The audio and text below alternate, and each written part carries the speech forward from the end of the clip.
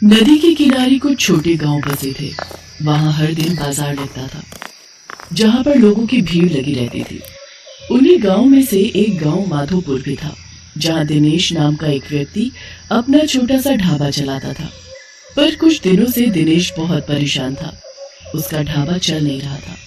मालती, हम रोजाना ढाबे पर मेहनत से खाना बनाते हैं, पर हमारे ढाबे पर अब आमदनी होनी बहुत कम हो गई है। पता नहीं माधोपुर गांव के ज्यादातर लोग शहर जाकर बस रहे हैं। अब भगवान जाने हमारा ये ढाबे का काम कब तक चलेगा। चिंता तो मुझे भी हो रही है। आगे वर्षा की शादी करनी है। सूरज भी कह रहा था आगे की पढ़ाई वो शहर जाकर करना चाहता है। कल ही वो इस बारे में बात कर रहा था। दिनेश और मालती की सारी बातें सूरज सुन लेता है। वो बहुत उदास हो जाता है और नदी के किनारे जाकर बैठ जाता है। उसकी आंखों में आंसू आ जाते हैं और वो रोने लगता है। माँ और बापू कितने परेशान हैं। मैं ऐसा क्या करूं जिससे उनकी तकलीफ कम हो जाए। वो बेचारे चिंता में कितने परेशान रहने लगे हैं। हमारा ढाबा बंद हो गया तो हम क्या करेंगे। सूरज अभी खुद से बातें कर ही रहा था कि वहां नदी के किनारे एक बूढ़ा व्यक्ति अपनी नाव पर बैठा हुआ उससे पूछता है, क्या हुआ बेटा, तुम रो क्यों रहे हो, मुझे बताओ। सूरज उस बूढ़े व्यक्ति को अपना सारा दुख बताता है, जिसे सुनकर बूढ़ा व्यक्ति उसे कहता है, मेरे पास एक तरीका है जिससे तुम आमदनी कर सकते हो। क्या तरीका है बाबा। देखो बेटा, यहाँ गांव की आबादी बहुत कम है।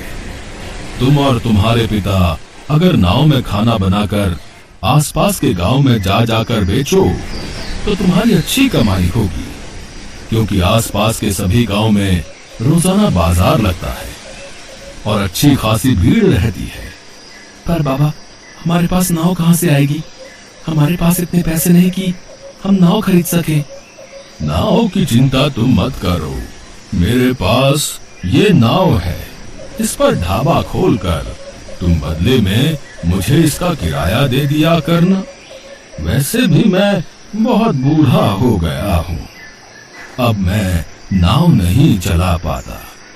ये तुम्हारे काम आ जाएगी। तुम्हें ये नाव देकर मुझे किराया मिलता रहेगा और मेरा गुजारा हो जाएगा। हाँ, ये ठीक रहेगा बाबा। मैं अभी जाकर अपने बापू से इस बारे में बात करता हूँ। आपका बहुत बहुत धन्यवाद।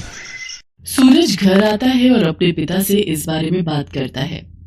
बात तो सही है, पर बहुत कुछ देखना पड़ेगा। हमें कुछ चीजें खरीदनी पड़ेंगी, मेहनत तो बहुत लगेगी। मुझे सूरज का तैरते हुए ढाबे का उपाय अच्छा लग रहा है। हम सब मिलकर काम करेंगे तो हो जाएगा। हमें सूरज की बात को मान लेना चाहिए। बापू, वैसे भी तो हमारा ढाबा चल नहीं रहा। एक बार ये भी करके देख लेते हैं।